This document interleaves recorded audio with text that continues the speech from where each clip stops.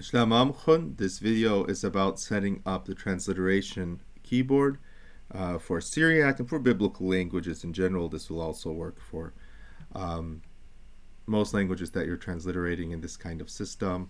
You know, when you've got, if you notice like that ptacha, I do like that A with the macron bar on it, and how I do rukacha with a B with a dash under it. You'll see that this can help. I actually find this to be more useful for a Syriac learner than even putting in the Syriac font, just because it engages a mental process that I think it's better to write Syriac by hand at the learning stage. And also I think in a lot of papers it's nice to transliterate because Syriac transliterates nicely. But first let's set up how we would do it.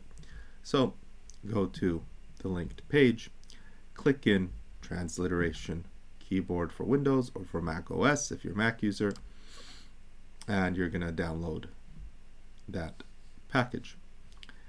And as it downloads, click on the FAQ. So it tells you that it has 3 fonts for download. What you're interested in is the SBL Bib Lit. And that's a transliteration font, which you already did.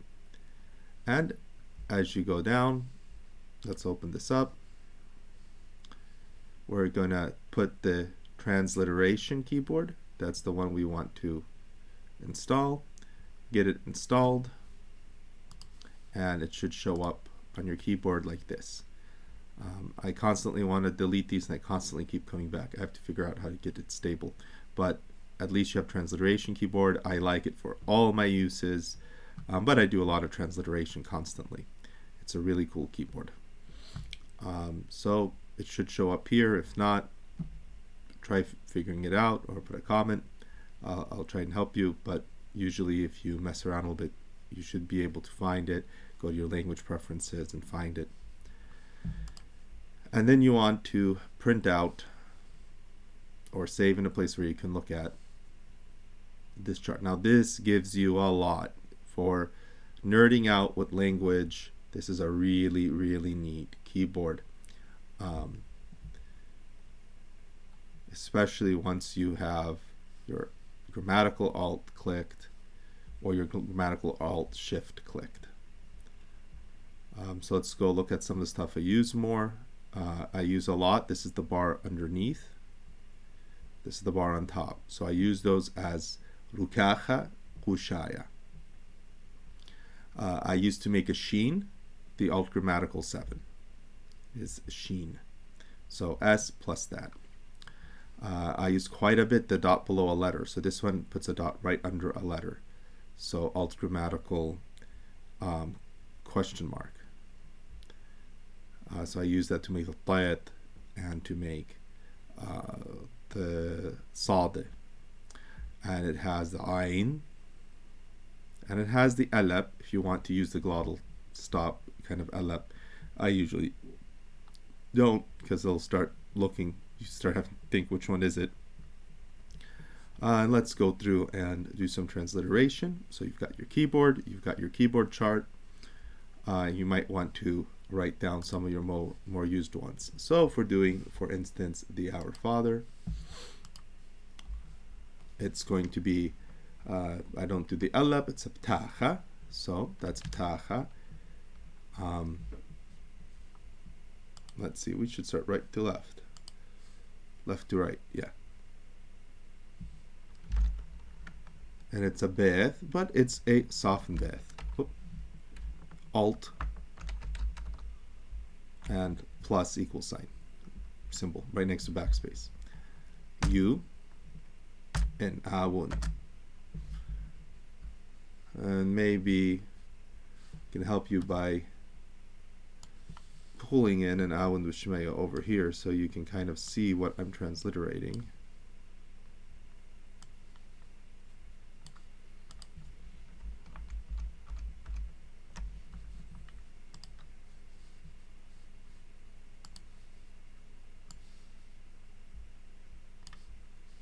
Yeah.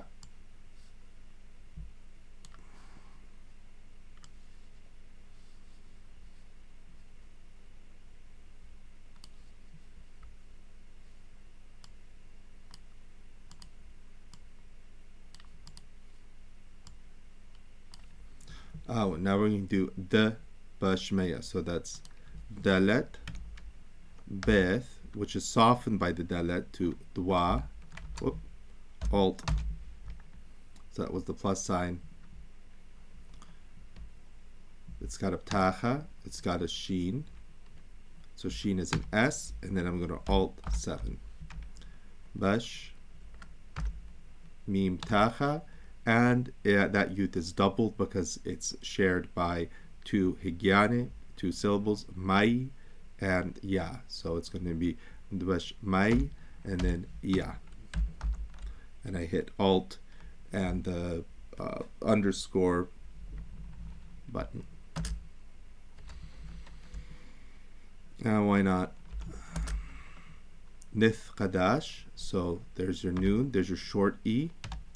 And then it's a tau, but the tau is softened, so alt plus equal sign key. Qadash, qop, tacha, dalab tacha, sheen. Sorry, I'm still switching between my Syriac keyboard and my transliteration. But it's not nith qad. That dalet has to be shared here. See, it's a short, and it's a short. Nith qaddash. That's right. Nith qaddash. Shmach, so sheen, S, alt 7, mim, now it's A, 2 dots up, a skapa, which is a long A, so alt, and then the bar, and it's a cap, but that cap is softened by that vowel, so it's going to go alt, plus sign.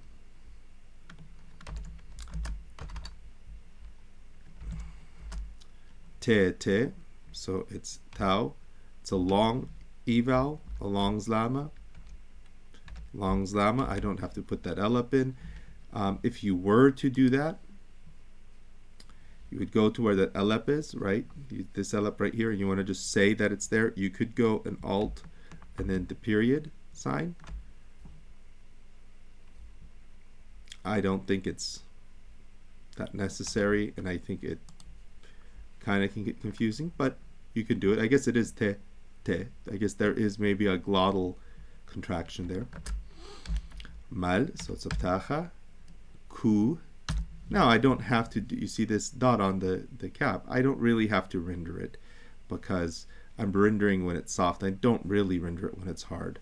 I have the option. I mean, I could go alt bar, but ku. And that's soft, so alt. Plus sign. That's a skapa. That's a cap. That's softened. Malkuthach.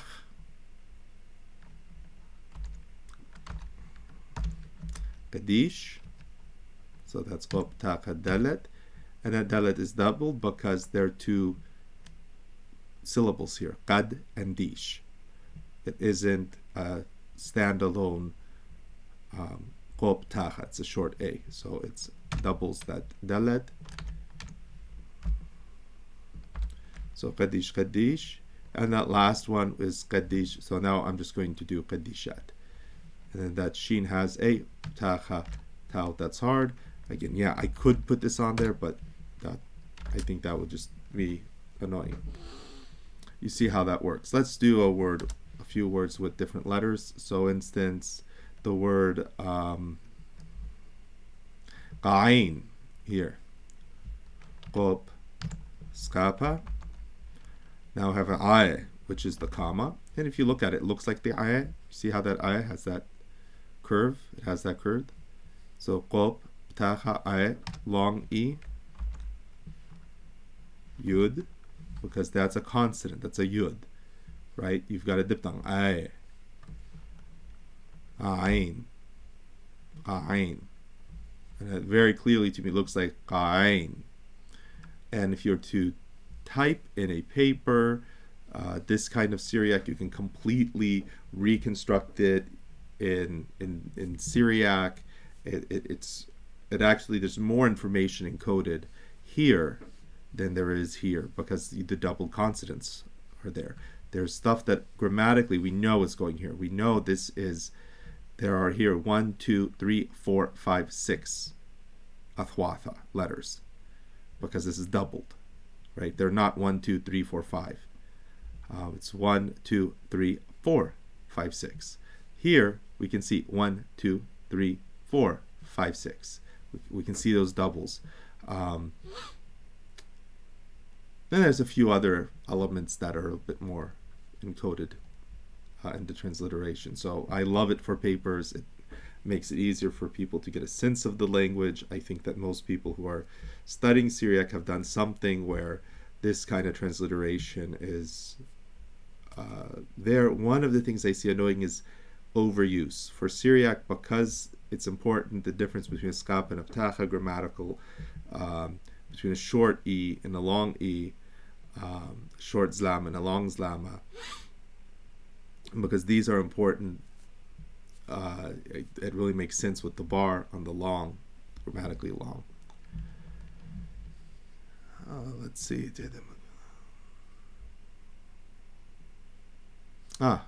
So let's do give us bread. Hawlan lachma. Hawlan lachma. We're going to do this right here. Hebtacha beth. And the beth gets softened. To us. Lamed ptacha nun. Hawlan lachma. Lamed ptacha. And then for the chet. Now remember, the chet most correctly pronounced would be had. Had. And the kaf that's softened would be chab. So this would be lahma, and you'd have the word angel, malacha. My dialect, most Eastern dialects today, other than like Chaldean Catholics and a few others, they've all become just cha. But we're doing an academic thing, so we're going to do the H and then alt question mark. And now you have a chet. I do not see this as an H with a dot. I see it as the letter chet. And I call it, I said, lamed tacha chet. That's what I see there. Means skapa. So, alt bar. Hawlan lachma. Let's do, we have a softened chap, shmach. So this would be shmach. This would be lahma, lahma, shmach. You can hear the difference. If you want, we've got these thick consonants.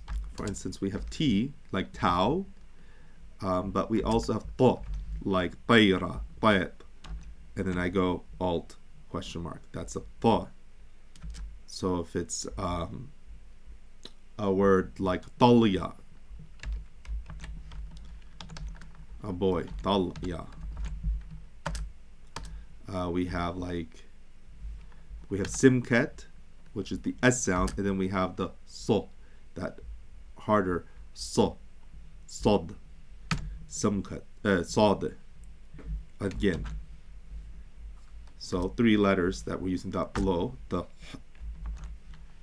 or chet, the to or tat, and the sod.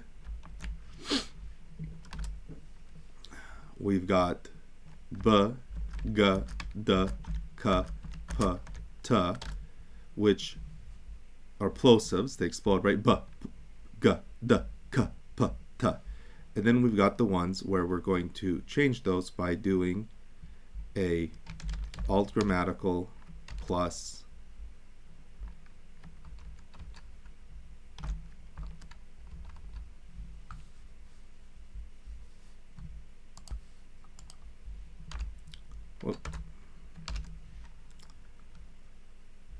plus the plus sign, the plus equals symbol that's right next to backspace. So that would be like ba, then hit alt grammatical, equal sign. Ga, alt grammatical. Sometimes it doesn't do it. I think the ones that fall below the line. If it's important for me to soften that, I will go up. It annoys me that happened. I have to go and figure out what the setting is, and I will hit underline. But that can be a pain. Ka, alt grammatical, equal sign, plus sign key. Pa, see, it did it again. So I can highlight that and then Control U, underline it. But then, see, now I'm going to have to do that again to break it. And then ta, a grammatical plus sign. So this is why I don't like it. I have to do that underline thing, but it works. Sometimes you have words like the word mar, so mim, skaparesh, and it has a youth in English, in Syriac, right? So what's the word? It's, how am I going to transliterate that? Because I've got that silent yud after it. I think that's acceptable. If you're doing something, let's say, to a beginner and you're showing both, this is what I would do. I use the brackets because it's letting you know that it's not pronounced. Another way you could do is like this, which works because we know this isn't pronounced because a yud by itself isn't ever pronounced. But in English, y turns into a vowel and a half vowel and all sorts of weird things. Another place that you would see that would be sometimes doubled consonants. My tendency is to gauge what I'm using it for. I think that's kind of like, you know, are you going to, if you're saying the word in Syriac, alep, nun, shin, alep, nasha, are you going to do it in Syriac in transliteration like this? Or are you going to do keep the alep? Well, that's not really an alep. Your best bet is just to go control, because if you're being so precise as to try to represent everything that's visually there, then I think this is the most useful one. The difficult one is the yud at the end, like you to a woman, you woman wrote. So kthau. Now we know that there's a schwa in kthau between kap and tau, so tau gets softened, and we know that gets softened, and we know that's a skapa, and we know we get that, and it's hard. And again, I don't mark it hard, but for the female, you've got that at the end. I think if you're doing paradigms, then that works. If you're writing, it does throw you some place, and I don't mind that. I think you should choose one per text that you're writing. So for whatever, you know, if this may work in a certain very philological academic work, this may work. I've never been able to come up with something that always functions for that. And let's this end with that last word of the prayer, Amin.